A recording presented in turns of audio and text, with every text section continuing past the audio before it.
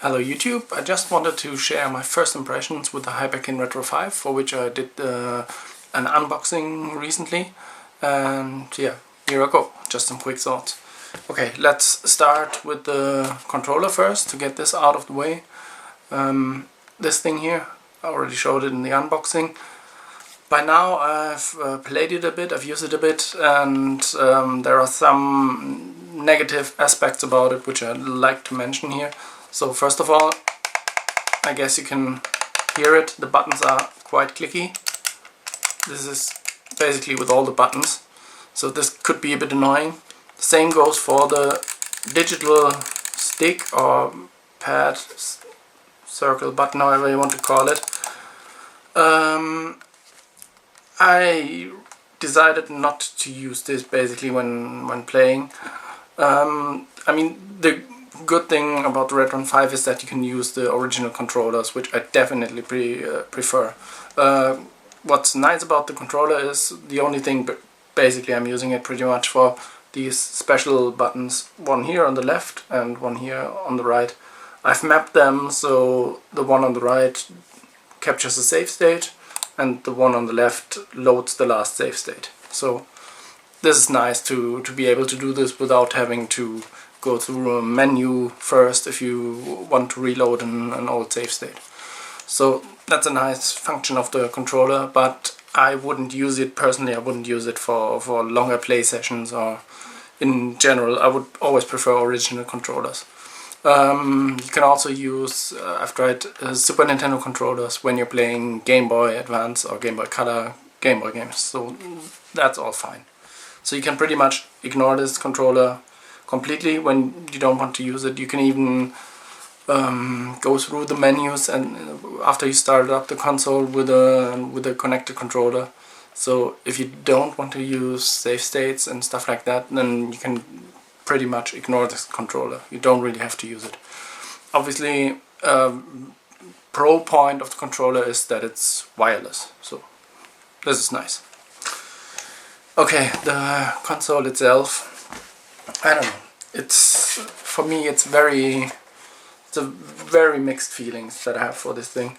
On the one hand, I really like the fact that, as I've mentioned previously before, you can use the original controllers, and obviously the really good thing about it is that you can use the original cartridges, which is why I bought this thing, because I don't want to just load some ROMs from an SD card. It just doesn't feel the same, even though internally it basically works like an emulator, I guess.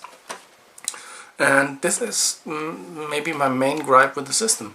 The thing is, I've already updated it to firmware 1.31, which was the latest one I could find a few days ago. First of all, it was a pain to update, because even finding documentation about it is really hard. I had to basically Google it to even find someone who explains what to do, to which side to go. So it's unnecessarily complicated. If it isn't even on the, at least when I checked, it wasn't even on the original, on the official Retron 5 page. So that's the first thing. Updating the firmware is harder than it should be. It's nice that they give you the opportunity to do this, and it's free as well. So I can only hope that maybe there will be further improvements done by updating the firmware. As for compatibility, basically all of the games I tried so far on my end have worked.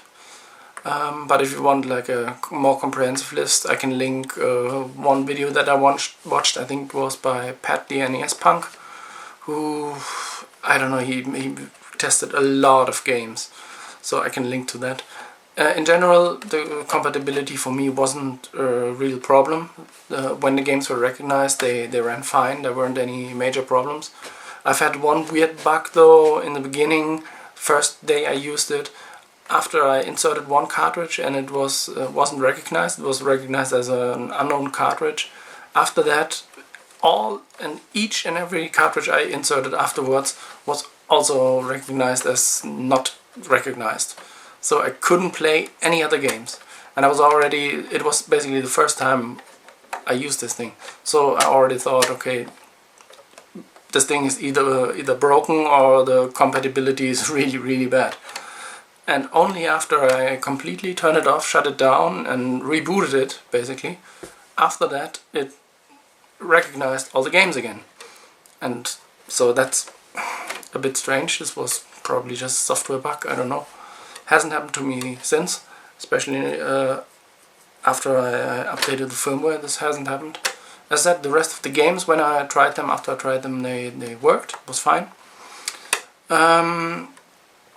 What's not so good, and what for me is really the main thing why I can't use this, at least not at the moment.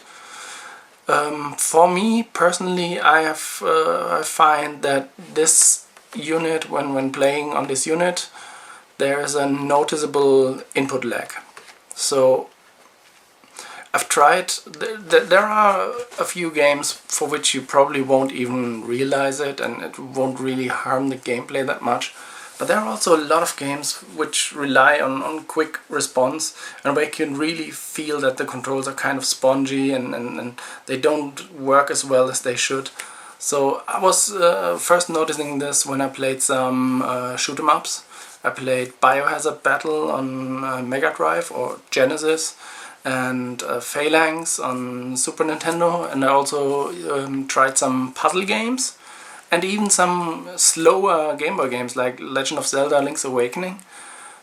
I've tried them, and there is a noticeable lag, input lag. When you press a button until something happens in the game, especially with quick games like shoot 'em ups, when you move your ship, for me it always feels like the ship is always behind. It's always like maybe 100 to 200 milliseconds, so 0.1, 0.2 seconds maybe.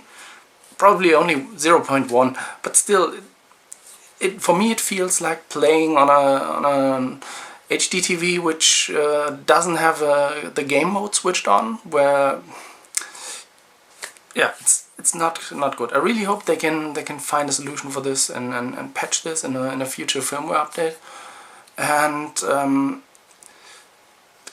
I've done some experiments, I've done some comparisons as well. I've played the same games on the original hardware, on unmodified original hardware, and on the Retron 5, like back to back, and it was really noticeable.